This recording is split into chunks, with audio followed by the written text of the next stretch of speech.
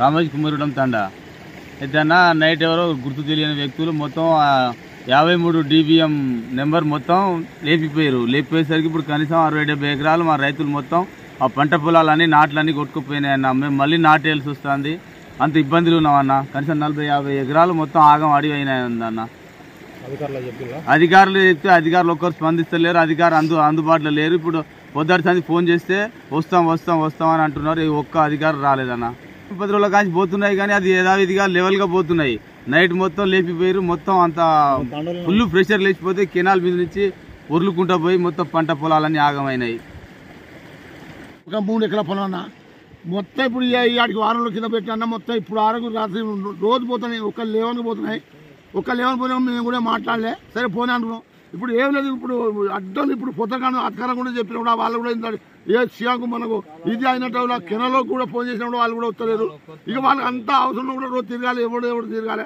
ఇప్పుడు ఇన్ని పైసలు పెట్టుకున్నాం. ఇప్పుడు మేము ఏం లేదు, మందు పోసుకొని దాచేటట్టున్నాము. మాకు ఎవడైనా వచ్చి మాకు సహకారం చేస్తారా చేరా. ఇప్పుడు ఏం చేయాలి మరి? ఇప్పుడు పొద్దున ఎస్ఐ గారు కూడా ఫోన్ చేసినాం.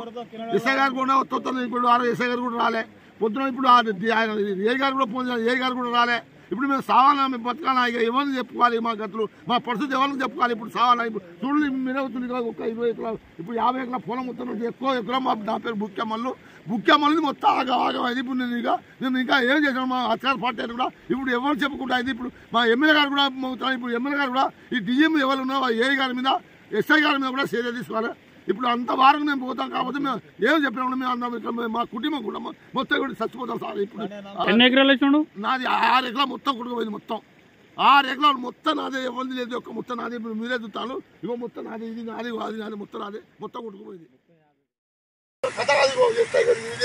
అక్కడ మొత్తం వాళ్ళ ముడలి రైతు 50 రాత్రి మా టండల్లో వచ్చి మొత్తం లేకపోతే మా పొలాలు ఆగ ఇప్పుడు మేము ఏం చేయాలి? మేము ఊరికి పెట్టి ఇప్పుడు నిన్న మనం పోయిన నాట్లు మొత్తం కుట్టుకుపోయింది. ఇప్పుడు 5 ఎకరాలు మొత్తం. ఇప్పుడు ఇక్కడ కాదు, అక్కడ పోయి చూస్తే ఇక మా ఘోరం, మా పర్సన్ ఇక్కడికి మసలు పోతా కానీ అక్కడ పోతా. ఇక మీరే పర్సన్ కావాలి. ఇప్పుడు అడిగి ఏ గారు కూడా అడిగిన చేసినాం రా అంటే నేను వస్తపా, నేను సుత్తపా, ఏ గారు అట్లా చేస్తాను. మరి మేము ఎట్లా బతకాలి, మేము ఎట్లా చేయాలని మా దేశంలో కోరుతున్నా సార్. రైతులను ఒక 50 ఎకరాలు పోయింది, మొత్తం 32 ఎకరాలు మొత్తం కూడా పోయినాక మొత్తం చూడాలి. మొత్తం మా ఘోరం. ఇక మేము ఏం చేయాలి? ఇప్పుడు నేను ఒక్కొక్క ఎకరానికి 20-30 పెట్టుబడి పెట్టాం, నాశనం అయిపోయింది మాది.